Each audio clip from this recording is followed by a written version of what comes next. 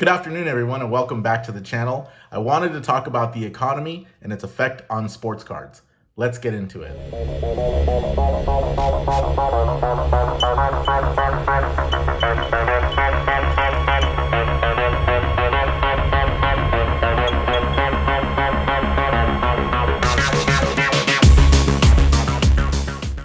Welcome back, and I know it's been a while since I've done a video. The topic that has inspired this video is the economy. So I got a call from my brother last week, and he said a couple of his buddies were thinking about liquidating their entire collection because they believe that the card values are going to drop significantly in the near future.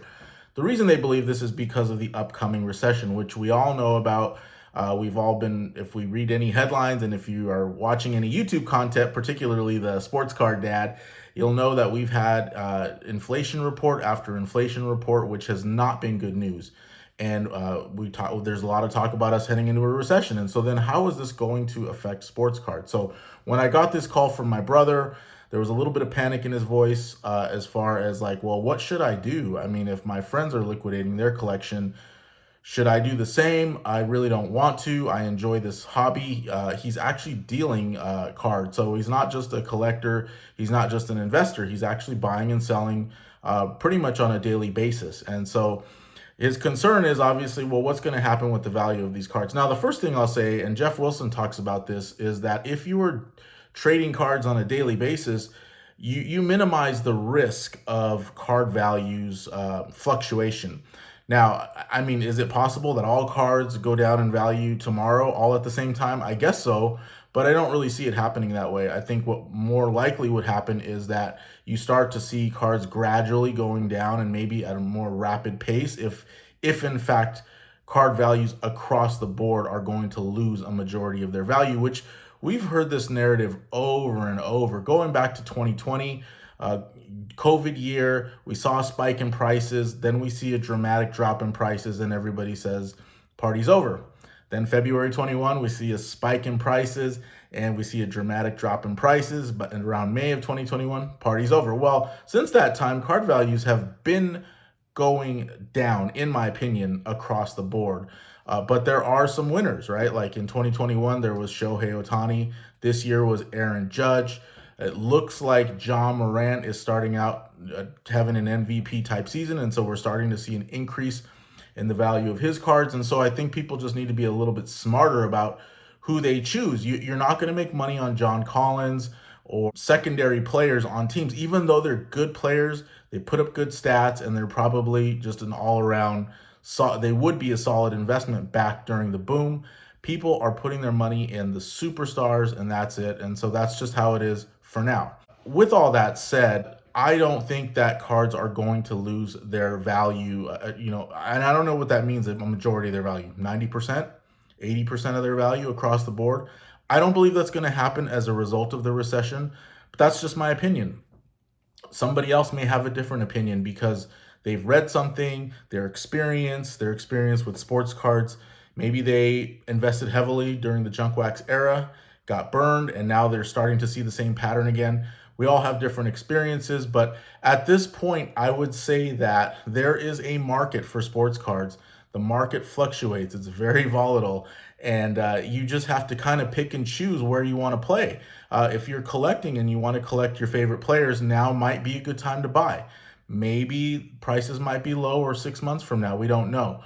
But I just don't see, with the activity that I see in the hobby, with the interest, I just don't see card values just dropping across the board dramatically, at least as a result of this recession which is really, it's a whole different topic on its own, but it's kind of an odd recession because there's plenty of jobs everywhere. And in my experience, when you experience a recession, you can't find a job anywhere, but everyone is hiring. So go figure on that. But with all that said, let's get back to sports cards.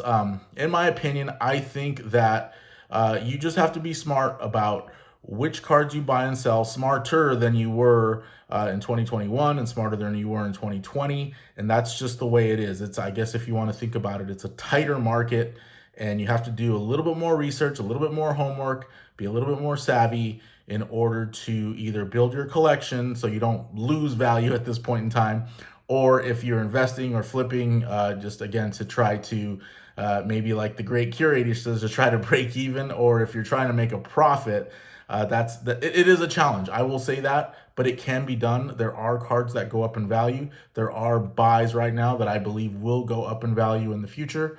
And it's just up to you to really get to the bottom of, hey, do I think this is a good buy and why is that? And kind of do your research and do your homework. So that was just my general thoughts on the card market, and I wanted to do a video on that. I also want to add to this video, I did want to go over my eBay sales as well, to kind of support my argument here that I don't think that we're seeing this dramatic downturn in the market. Again, I do believe that card values have been going down across the board probably since February of 2021. If you pull up a graph, I use market movers, and you pull up a graph of most cards that peaked in February of 2021, you'll probably see this downward trend leading up to today, especially if they're base cards, base rookie cards. But with that said, I mean, there's buying and selling going on eBay every single day. And on my account, there's buying and selling. And so I pulled up my last 7 days of eBay sales. I've sold $1,552 worth of cards. For the last 31 days, I've sold $6,378. And for the last 90 days, and eBay kind of tracks it by the 7 days, 31 days, and 90 days. For the last 90 days, I've sold $16,000 worth of cards.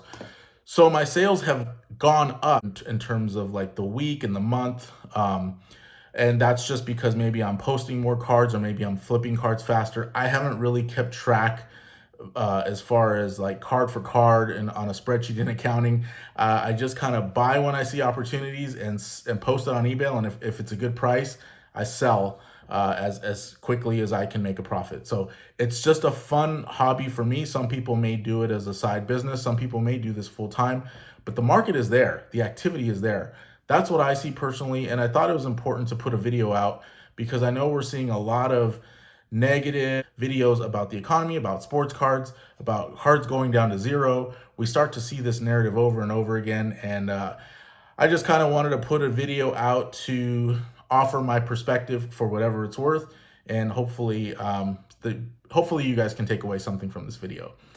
Finally, I want to end with, I purchased 3 cello packs from Target of 2021 Prizm basketball. I want to open these on the video and let's see what we get. I looked up some of the red, white, and blue Prizm values. It looks like if you get a Cade Cunningham, it's worth about a little over $100. Jalen Suggs is another big one, as well as Evan Mobley. So those are the 3. It looks like those are the 3 big sellers. I looked up eBay sales to just try to get an idea of who we're looking for. So let's go ahead and start.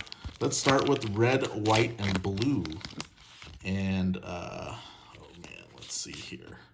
Joe Harris, don't care about him. Dorian Finney-Smith, don't care about him. And Tony Kukoc, wow, throwback. So that's cool. They put the throwback players in, but didn't really hit on those red, white, and blues. So on to the next one. I've never done a live opening of anything as in terms of like opening an unopened pack, and so this is all kind of new to me here. So thanks for joining and watching. Hopefully this comes up on camera okay. So this is all a little bit new, this setup and everything. Okay, so here we go. We have Wilt Chamberlain, and again, we're looking for what I'm guessing, and just judging by eBay sales, we're looking for some of the main rookies, which are Cade Cunningham, Evan Mobley, and Jalen Green. Maybe even Franz Wagner.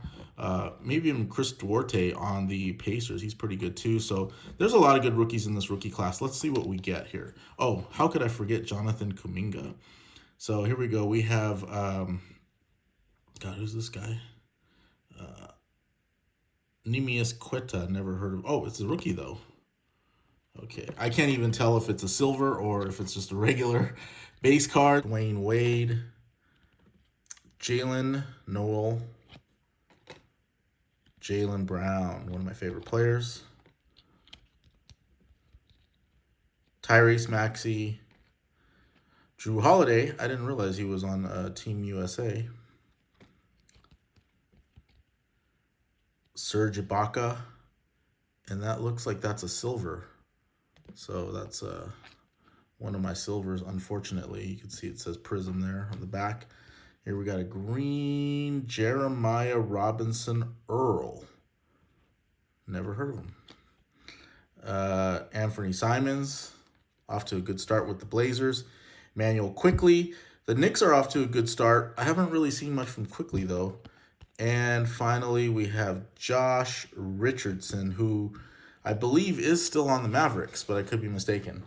All right, so pretty much we struck out on that pack. And that's just how it goes, right? I probably wouldn't open these normally, but you gotta have some fun. So let's start with the big pack first, and then we'll go to the red, white, and blue. So we're gonna mix it up here. Again, these are 2021 Prizm Cello basketball packs. And I actually like this year's draft class. There's no mega stars, you know, there's no well, I don't even know how to say his name. Wembanyama. No LeBron, no Kobe. I mean, it's just a class of really good players, and so you never know who's gonna break out. So here we have Fred VanVleet, who's off to another good start. I think he's really underrated. We have Trey Murphy, who this is Trey Murphy's rookie. That's a pretty nice card. He is playing very well for the Pelicans. Jordan Poole, second year. We all know what happened to Jordan Poole. It looks like he's off to a good start too. Then we have here Kyrie Irving, and I haven't really been paying attention to Kyrie, but I assume he's playing, so that's probably good for him. Danny Green, I honestly did not realize he's still in the league. Lauri Markkanen, off to a great start with the Jazz, the surprising Utah Jazz. And then we have here Cameron Thomas. This is Instant Impact, so that is his rookie Instant Impact. And we have another Instant Impact. Davion Mitchell on the Kings. The Kings are off to an 0-3 start. Haven't really paid attention to how he's playing. And then Goran Dragic. I actually never knew his first name was Goran. For some reason, I thought there was a G in there. That's his green. Then we have Gary Trent Jr. We have Clint Capella. These are all just regular base cards, non-rookie. And Jalen Brunson, the new New York Knicks. So far, the only card I really care about is this this Trey Murphy. And that's because I'm kind of excited about the Pelicans. I'm not even going to put it in a sleeve. I don't even know where my sleeves are, but I might have to find them if I get something good. So let's go ahead and take a look at what we got here out of the red, white, and blues. Ricky Rubio injured last year, and I guess he is playing, so coming off the injury. Jared Allen. I don't know if Ricky Rubio is still on the Cavs. I know Jared Allen is, and he's off to a pretty good start. And finally, did we get a rookie? We did, and it is Santi Aldama. He actually plays for the Grizzlies. I've seen his name on the box score, so I have heard his name, but I've never actually seen him play. So I don't know. That card might be worth something. It might be worth $5. Who knows? So far, and for those of you who don't rip either packs or wax or anything like that, this is how it goes usually. You pretty much get nothing, unfortunately. So maybe just enjoy. You know what? We're going to go red, white, and blue first because I think there's the potential for bigger hits. And I actually looked up some of the hits because I see people opening packs all the time, and I don't know what the hits are. So I looked up some eBay sales, and I saw that a Cade Cunningham True Gold Auto recently sold for $10,732. A Jalen Green Mojo Prizm PSA 9 recently sold for $8,800. And Franz Wagner Black Gold serial number to 5 recently sold for $14,100. So those are some of the big hits you can get out of this product. I don't know that you can pull them from these Target Cello packs. I really don't do a lot of research when it comes to what can you get in what pack. There's just too much out there, and I have a day job, so I leave that up to some of the other experts. Okay, let's go. Let's take a look at these red, white, and blues. John Collins, off to a nice start. Hamidou Diallo and Alonzo Mourning. Wow, this is really bad. I mean, I hardly even get any rookies. Okay, last pack. And just so you know, I paid about, I want to say $14 per pack. So 3 packs. So I think the order total was $46. So just give you an idea of what I actually spent dollars-wise. Okay, we got a rookie here. It's Alperen Sengun. I don't know that I've seen him play. Ben Wallace, throwback. Jalen Johnson, rookie on the Hawks. And I think he might be playing. Jeremy Grant, now on the Trailblazers, the surprising Trailblazers. I think they're off to a 4-0 start, and he has always been a good player. Zion, always nice to have a Zion. Marcus Smart, Celtics. Here's another Trey Murphy emergent. So I got 2 Trey Murphys, and it looks like a Jared Allen silver. So that's my silver, a little bit disappointing. I am happy with this Brandon Ingram. It's just as green, but I'm an Ingram fan, and I'll take it. Joe Ingles, I believe, is he still? I think he's on the Pistons now, if I'm not mistaken. Kevin Love still on the Cavs, and Rashawn Holmes still on the Kings. So there you go. There you have it. I might have to edit this down a little bit because this was very disappointing. But I think it's probably good that I put it on video so people can kind of see what you get in a typical pack. These are 3 cello packs that I purchased from Target online, just arrived in the mail today, and basically it was a complete waste of money. Anyway, I appreciate you guys tuning in. Thanks for watching. If you have not subscribed and you like the content, please go ahead and subscribe, and I will see you on the next